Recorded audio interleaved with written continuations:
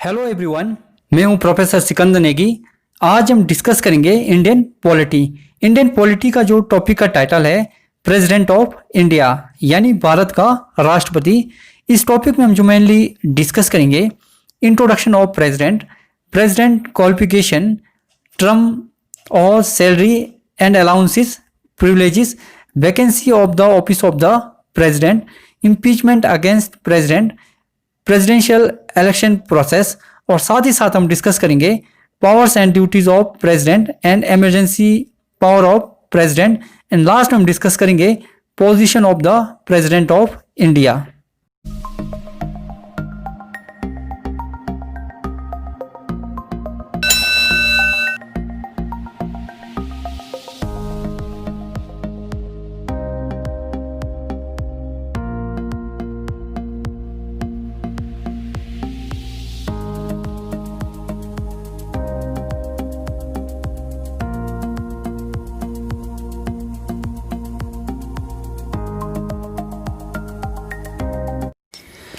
भारत में संसदीय शासन प्रणाली अपनाई गई है। देश का राष्ट्रीय अध्यक्ष राष्ट्रपति है। वो देश का संवैधानिक मुखिया है। वो देश का शासन उसके नाम से चलाया जाता है। वो भारत का प्रथम नागरिक है। भारत की तीनों सेनाओं का सर्वोच्च सेनानायक है। संविधान के अनुच्छेद 52 में राष्ट्रपति पद की व्यवस्था की गई है। अनुच्छेद 53 में राष्ट्रपति पद के संबंध में कहा गया है कि संघ की कार्यपालिका शक्तियां राष्ट्रपति में निहित होगी तथा इसका प्रयोग संविधान के अनुसार अधीनस्थ पदाधिकारियों द्वारा करेगा। भारत के राष्ट्रपति को महत्वपूर्ण शक्तियां प्राप्त है। प्रधानमंत्री के अलावा उच्च पद पर अधिकारियों को राष्ट्रपति नियुक्त करता है। वो देश में आपातकाल लागू कर सकता है। वो संसद का अभिन्न अंग है। वो अपराधियों की सजा को कम व माफ कर सकता है। नेक्स्ट हम डिस्कस करते हैं क्वालिफिकेशन ऑफ प्रेसिडेंट, यानी राष्ट्रपति की योग्यताएं। भारतीय संविधान के अनुच्छेद 58 के अंतर्गत निम्नलिखित योग्यताएं निश्चित की गई है, जो इस प्रकार से है। फर्स्ट, वो भारत का नागरिक हो। सेकंड, वो 35 वर्ष की आयु पूरी कर चुका हो। नेक्स्ट, वो लोकसभा का सदस्य निर्वाचित होने की योग्यता रखता हो। राष्ट्रपति के चुनाव के समय लाभ का पद धारण नहीं करता हो। राष्ट्रपति ना तो संसद ना ही राज्य के विधानमंडल का सदस्य रह सकता है। राष्ट्रपति पद के लिए नाम का प्रस्ताव तथा अनुमोदन कम से कम 50-50 निर्वाचकों द्वारा प्रस्तावित तथा अनुमोदित होना चाहिए। 1998 से पूर्व यह संख्या 10-10 थी। राष्ट्रपति पद के लिए जमानत राशि 15,000, किसी उम्मीदवार द्वारा कुल वैध मतों का 1/6 मत प्राप्त न करने पर उसकी जमानत की राशि जब्त कर दी जाती है। नेक्स्ट है राष्ट्रपति का कार्यकाल। अनुच्छेद 56 के अनुसार राष्ट्रपति अपने पद ग्रहण की तिथि से 5 वर्ष की अवधि तक अपने पद पर बना रहता है, लेकिन इस 5 वर्ष की अवधि के पूर्व वो उपराष्ट्रपति को अपना त्यागपत्र लोकसभा को सूचित किया जाता है। नेक्स्ट, और सेरेमनी ऑफ प्रेसिडेंट, यानी राष्ट्रपति की शपथ। चुनाव में विजयी उम्मीदवार अपना पदभार ग्रहण करने से पहले संविधान के अनुच्छेद 60 में अंकित राष्ट्रपति पद की शपथ ग्रहण करता है। यह शपथ सर्वोच्च न्यायालय के मुख्य न्यायाधीश द्वारा दिलाई जाती है। शपथ इस प्रकार ली जाती है। मैं अमुक ईश्वर की शपथ लेता हूँ, सत्यनिष्ठ से प्रतिज्ञा करता हूँ कि मैं श्रद्धापूर्वक भारत के राष्ट्रपति पद का कार्यपालन अथवा राष्ट्रपति के कृत्यों का निर्वहन करूँगा तथा अपनी पूरी योग्यता से संविधान और विधि का परीक्षण, संरक्षण और प्रतिरक्षण करूंगा, और मैं भारत की जनता की सेवा और कल्याण में निरंतर रहूंगा। शपथ ग्रहण करने के पश्चात नया राष्ट्रपति पद संभाल लेता है। नेक्स्ट है सैलरी एंड अलाउंसेस, यानी वेतन व भत्ते। राष्ट्रपति को प्रतिमाह वेतन के रूप में 5 लाख रुपए मिलता है। साथ ही मुफ्त आवास, यात्रा, चिकित्सा, टेलीफोन आदि की सुविधा उपलब्ध करवाई जाती है। नेक्स्ट है प्रिविलेजेस, यानी उन्मुक्तियां। किसी भी अपराध के लिए राष्ट्रपति को गिरफ्तार नहीं किया जा सकता और ना ही न्यायालय में मुकदमा चलाया जा सकता है। महाभियोग इसका उपवाद है, यानी राष्ट्रपति को महाभियोग यानी इम्पीचमेंट के द्वारा हटाया जा सकता है। नेक्स्ट है वैकेंसी ऑफ ऑफिस, यानी राष्ट्रपति पद की रिक्तता। राष्ट्रपति का पद निम्नलिखित प्रकार से रिक्त हो सकता है। फर्स्ट, 5 वर्ष पूरा होने पर, सेकंड, त्यागपत्र देने पर, एंड थर्ड, महाभियोग प्रक्रिया द्वारा यानी इम्पीचमेंट प्रोसेस द्वारा, एंड फोर्थ, उसकी मृत्यु पर, एंड फिफ्थ, निर्वाचन अवैध घोषित किया हो। नेक्स्ट, अस्थायी रूप से राष्ट्रपति पद का रिक्त होना।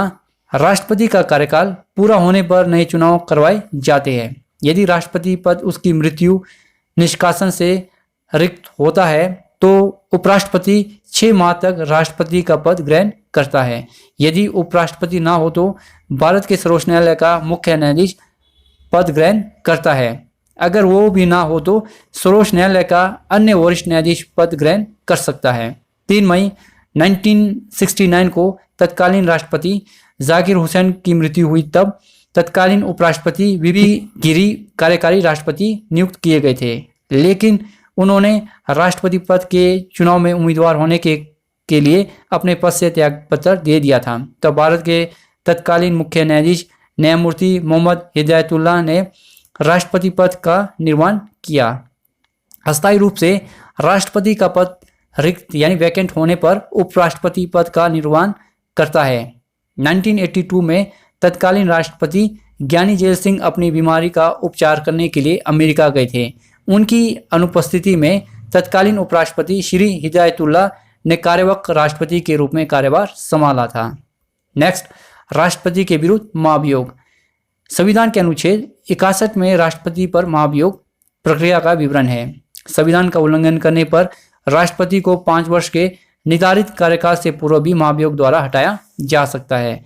संसद के किसी भी सदन से 1/4 सदस्य लिखित सूचना पर 15 दिन पूर्व सूचना देना आवश्यक है। एंड सेकंड, 2/3 सदस्य उस सदन से बहुमत पारित होना चाहिए। एंड थर्ड, दूसरा सदन जांच पड़ताल करेगा। राष्ट्रपति स्वयं वो स्पष्टीकरण के लिए स्वयं उपस्थित हो सकता है या अपना कोई प्रतिनिधि भेज सकता है। जांच पड़ताल के बाद 2/3 मेजॉरिटी पारित हो जाता है तो उसी दिन से राष्ट्रपति का पद वैकेंट हो जाता है। नेक्स्ट है राष्ट्रपति चुनाव की प्रक्रिया। राष्ट्रपति की चुनाव विधि का विस्तार पूर्वक वर्णन भारतीय संविधान में नहीं किया गया है।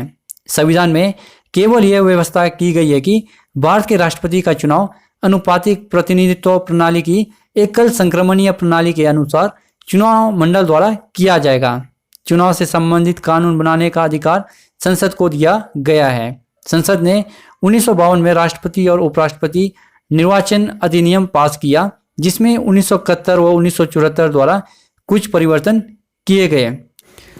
हमारे देश में राष्ट्रपति की चुनाव का तरीका अनूठा है और इसे आप सबसे अच्छे संवैधानिक तरीके से भी कह सकते हैं। कई देशों में होने वाले राष्ट्रपति चुनाव के तरीके की अच्छी बातों को शामिल किया गया है। सबसे अच्छी बात यह है कि भारत के राष्ट्रपति चुनाव में सभी राजनीतिक दलों के विजयी नेताओं को यानी विनर लीडर्स को शामिल किया जाता है। 2017 के राष्ट्रपति चुनाव में एक खास पेन का इस्तेमाल किया गया। साथ ही 55 सांसदों को राज्य विधानसभा में वोट डालने की इजाज़त दी गई।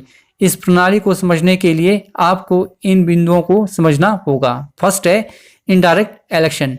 राष्ट्रपति का निर्वाचित मंडल यानी इलेक्टोरल कॉलेज करता है, अर्थात जनता अपने राष्ट्रपति का चुनाव सीधे नहीं करती बल्कि उसके वोट से चुने गए प्रतिनिधि करते हैं। इस चुनाव में सभी प्रदेशों की विधानसभाओं के इलेक्टेड मेंबर और लोकसभा और राज्यसभा में चुनकर आए सांसद वोट डालते हैं। प्रेसिडेंट की ओर से संसद में नॉमिनेटेड मेंबर वोट नहीं डाल सकते हैं और साथ ही राज्य की विधान परिषद के सदस्यों को भी वोटिंग का अधिकार नहीं है, क्योंकि वे जनता द्वारा चुने गए सदस्य नहीं होते हैं। Next, single transferable vote.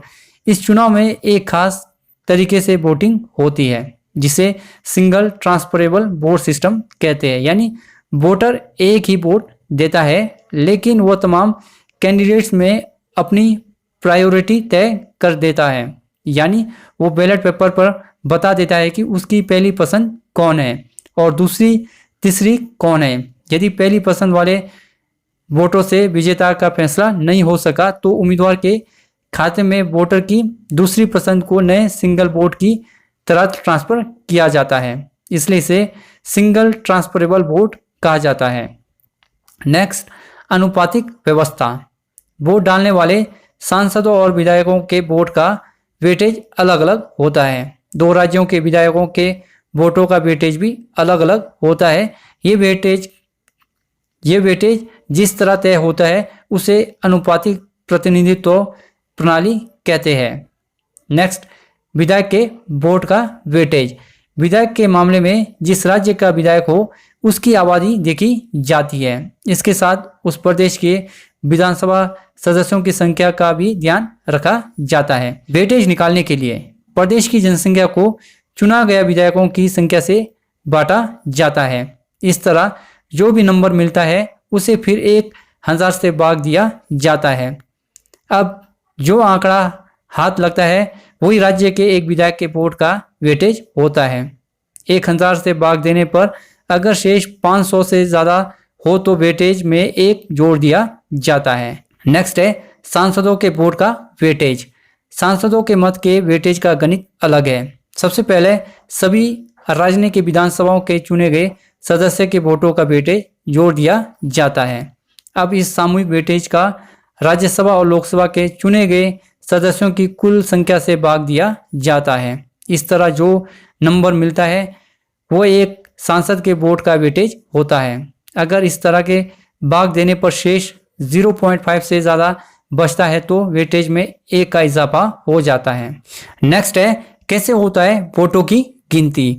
राष्ट्रपति चुनाव में सबसे ज़्यादा वोट हासिल करने से ही जीत तय नहीं होती। महामहिम वही बन जाता है जो सांसदों और विधायकों के वोटों के कुल वेटेज का आधा से अधिक हिस्सा हासिल करता है। 2017 को राष्ट्रपति चुनाव में सत्तारूढ़ एनडीए के उम्मीदवार रामनाथ कोविंद ने विपक्ष की उम्मीदवार मीरा कुमार को 3,34,730 वोट के अंतर से पराजित किया। कोविंद को 65.65% मत मिले जबकि मीरा कुमार को 34.35% मत ही मिले। 21 सांसदों व 56 विधायकों के वोट अवैध पड़े। कोविंद के पक्ष में विपक्षी खेमे के कई सांसदों व विधायकों ने भी मत दिया। देश के 14वें राष्ट्रपति बनने वाले कोविंद इस पद पर पहुंचने वाले भाजपा के पहले सदस्य हैं। वे दूसरे दलित नेता हैं जो देश के सर्वोच्च पद के लिए चुने गए हैं। नेक्स्ट हम डिस्कस करते हैं भारत के राष्ट्रपति और उनका कार्यकाल। First, doctor Rajendra Prasad. इनका जो कार्यकाल है 26 जनवरी 1950 से 13 मई 1962 तक था। वो गणतंत्र भारत के पहले राष्ट्रपति थे। And second, doctor Sarvepalli Radhakrishnan. इनका जो कार्यकाल है 13 मई 1962 से 13 मई 1967 तक था। वो भारत के दूसरे राष्ट्रपति थे। And third, doctor Zakir Hussain. इनका जो कार्यकाल है 13 मई 1967 से मई 3, 1969, वो भारत के तीसरे राष्ट्रपति थे। एंड फोर, वीवी गिरी। इनका जो कार्यकाल है 3 मई से 1969, जुलाई 20 से 1969, वो जाकिर हुसैन की मृत्यु के कारण राष्ट्रपति थे।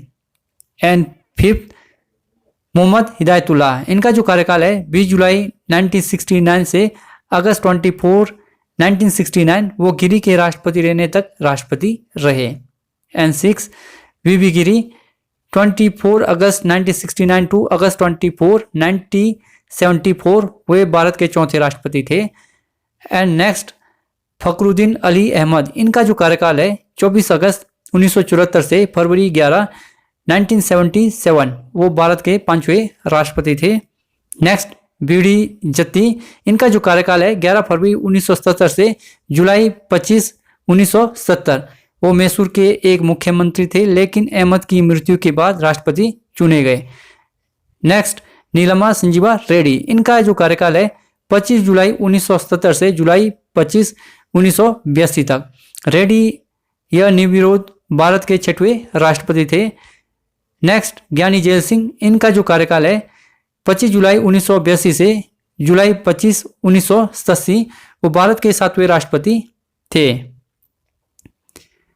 And next, Ramaswamy Venkataraman. इनका जो कार्यकाल है 25 जुलाई 1987 से जुलाई 25, 1992, वो भारत के 8वें राष्ट्रपति थे। वो एक वकील, एक पेशेवर राजनीतिज्ञ भी थे। नेक्स्ट है शंकर दयाल शर्मा। इनका जो कार्यकाल है 25 जुलाई 1992 से जुलाई 25 1997 तक वे भारत के 9वें राष्ट्रपति थे और वे भारत के राष्ट्रीय कांग्रेस पार्टी के सदस्य भी थे। नेक्स्ट है KR नारायण। इनका जो कार्यकाल है जुलाई 1997 से जुलाई 25 2002, वो भारत के 10वें राष्ट्रपति और भारत के सर्वश्रेष्ठ राजनीतिज्ञ थे। Next doctor APJ Abdul Kalam. इनका जो कार्यकाल है 25 जुलाई 2002 से जुलाई 25 2007, वो भारत के 11वें राष्ट्रपति थे और वे एक महान वैज्ञानिक थे। उन्होंने इसरो और DRDO संगठन में काम किया। नेक्स्ट प्रतिभा पाटिल।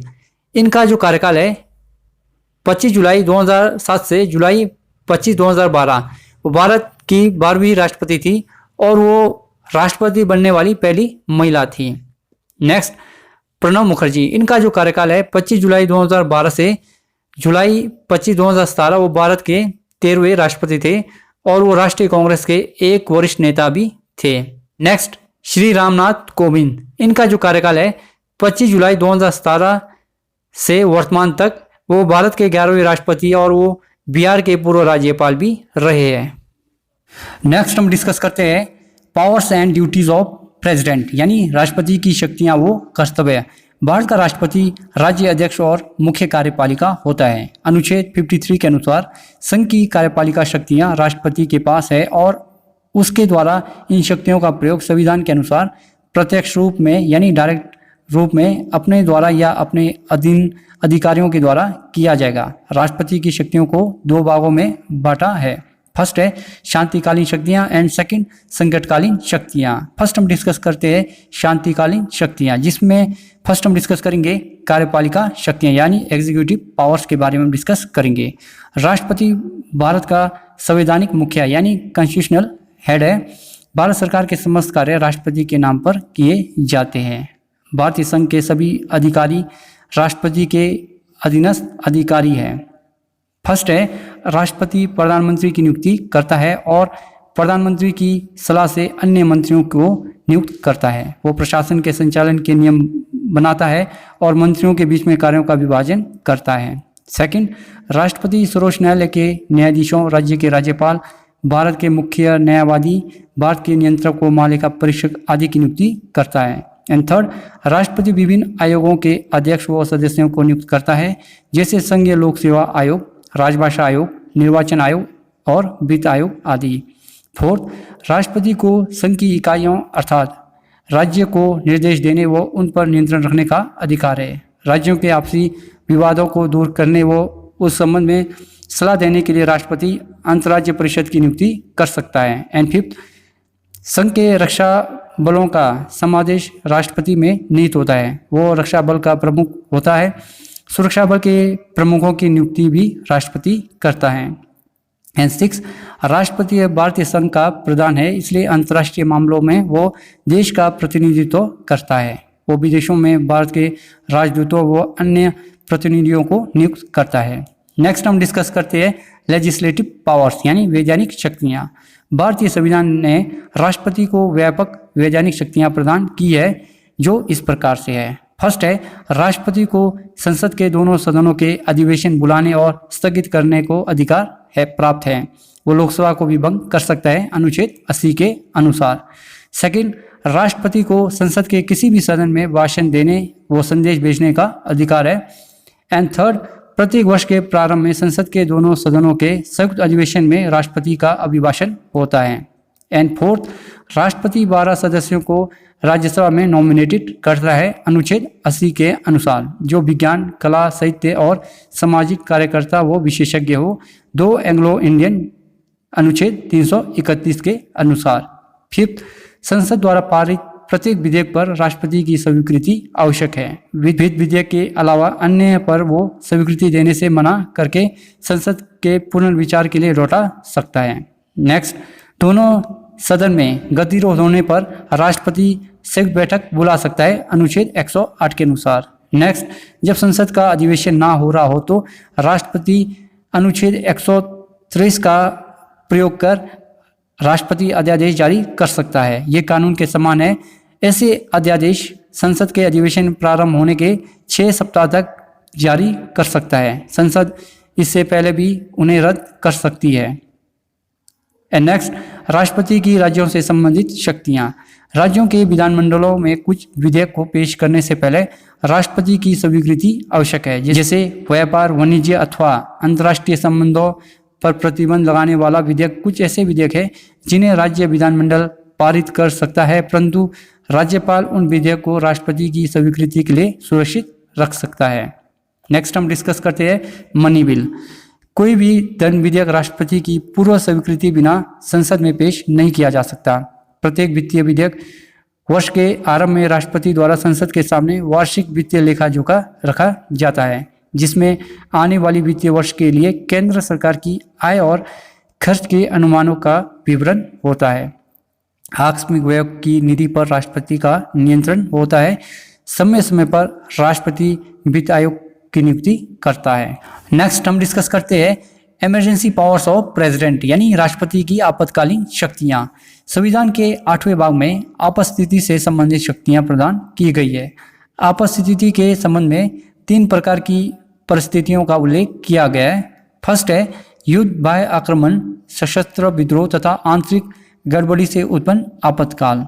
अनुच्छेद 352 के अनुसार राष्ट्रपति को युद्ध, बाह्य आक्रमण या सशस्त्र विद्रोह से भारत या उसके किसी भाग की सुरक्षा संकट में होने के आधार पर आपातकाल की उद्घोषणा करने की शक्ति प्राप्त है। 44वें संवैधानिक संशोधन अधिनियम 1978 द्वारा आंतरिक अशांति के स्थान पर सशस्त्र विद्रोह शब्द रखा गया। अनुच्छेद 352 के अंतर्गत अब तक 4 बार संकट काल की घोषणा की गई है, जैसे 1962, 1965, 1975 और नेक्स्ट है घोषणा के प्रभाव।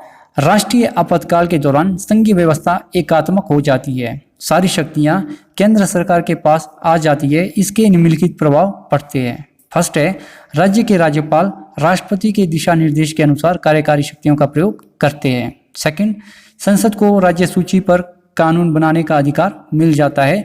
ये कानून संकट काल के दौरान प्रभावी रहता है और संकट काल समाप्त होने के 6 महीने बाद समाप्त हो जाता है। एंड थर्ड, राष्ट्रपति केंद्र सरकार तथा राज्यों में धन विभाजन को परिवर्तित यानी चेंज कर सकता है, परंतु यह निर्णय संसद में रखना आवश्यक है। फोर्थ है 40वें संवैधानिक संशोधन के अंतर्गत अनुच्छेद 19 में दी गई स्वतंत्रता को तभी स्थगित किया जा सकता है यदि संकट काल की घोषणा युद्ध या बाहरी आक्रमण के कारण लागू की गई हो। फिफ्थ, राष्ट्रपति राज्य सूची के विषय पर अध्यादेश जारी कर सकता है। एंड 6, राष्ट्रपति अनुच्छेद 20-21 में निहित मौलिक अधिकारों के अतिरिक्त राष्ट्रपति नागरिकों के अन्य अधिकारों को स्थगित कर सकता है। एंड 7, संकट काल के समय लोकसभा और राज्यसभा का कार्यकाल 1 वर्ष के लिए बढ़ाया जा सकता है, परंतु यह अवधि संकट काल घोषणा समाप्त होने के बाद 6 महीने से अधिक तक नहीं बढ़ाई जा सकती है। नेक्स्ट है किसी राज्य या राज्यों में संवैधानिक यंत्र के असफल होने से उत्पन्न संकट। अनुच्छेद 356। अनुच्छेद 356 के अनुसार अगर राष्ट्रपति को राज्यपाल के प्रतिवेदन पर या किसी अन्य प्रकार से विश्वास हो जाए कि ऐसी स्थितियां उत्पन्न हो गई है कि किसी राज्य का शासन संविधान के उपबंधों यानी अनुच्छेदों के अनुसार नहीं चलाया जा सकता है, तो वो संकट काल की घोषणा कर सकता है। घोषणा के प्रभाव, राष्ट्रपति राज्य सरकार का सब या कुछ कार्य स्वयं संभाल सकता है, परंतु राष्ट्रपति राज्य उच्च न्यायालय की शक्तियों का प्रयोग नहीं कर सकता। सेकंड है राष्ट्रपति को राज्य की संचित निधि में से खर्च करने का अधिकार मिल सकता है। एंड थर्ड, संसद राष्ट्रपति को राज्य के लिए कानून बनाने का अधिकार दे सकती है तथा राष्ट्रपति उसे अन्य किसी अधिकारी को सौंप सकता है। एंड फोर्थ, राष्ट्रपति संसद को राज्य विधानमंडल के लिए शक्तियों का प्रयोग करने का अधिकार दे सकता है। यह तब तक लागू होता है जब तक कि नई विधानसभा का गठन ना हो। नेक्स्ट हम डिस्कस करते हैं फाइनेंशियल इमरजेंसी यानी वित्तीय संकट। अनुच्छेद 360। अनुच्छेद 360 के अंतर्गत यदि राष्ट्रपति को विश्वास हो जाए कि भारत में या उसके किसी भाग में आर्थिक साख का खतरा है तो वह वित्तीय संकट की घोषणा कर सकता है। घोषणा के प्रभाव, फर्स्ट है राष्ट्रपति उच्च अधिकारियों व कर्मचारियों के वेतन में कटौती कर सकता है। सेकंड, राष्ट्रपति संघ और राज्यों के बीच आय राजस्व विभाजन में परिवर्तन यानी उसमें चेंजेस कर सकता है। एंड थर्ड, राष्ट्रपति विधानमंडल के द्वारा पास सभी वित्तीय बिल स्वीकृति के लिए आरक्षित रखने के लिए आदेश दे सकता है। एंड फोर्थ, भारत में आज तक आर्थिक संकट की घोषणा नहीं हुई है। Next, judiciary power.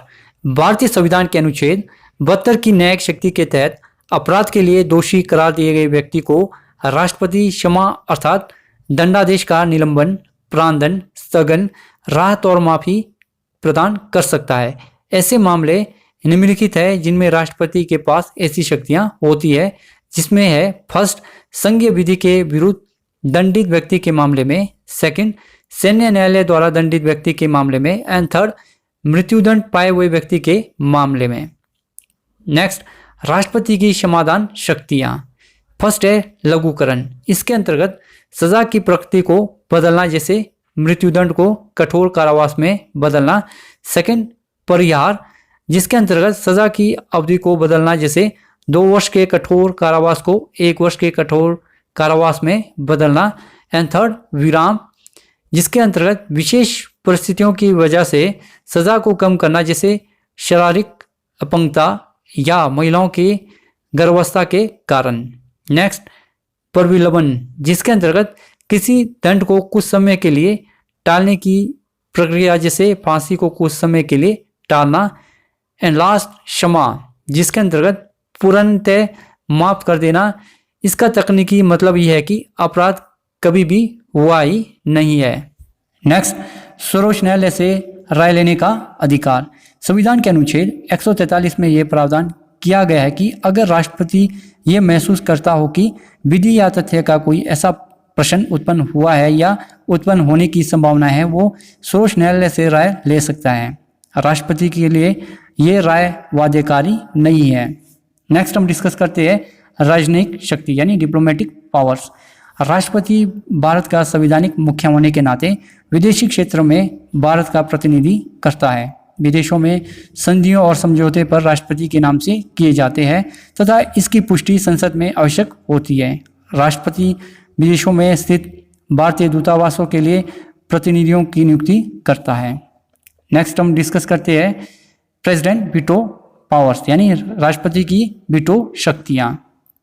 संविधान द्वारा राष्ट्रपति को प्रदान की गई वीटो की शक्तियां स्पष्ट नहीं है, लेकिन संविधान के अनुसार किए गए कार्यों तथा स्थापित परंपराओं के अनुसार ये माना जाता है कि राष्ट्रपति को 3 प्रकार की वीटो प्राप्त है। अनुच्छेद 111।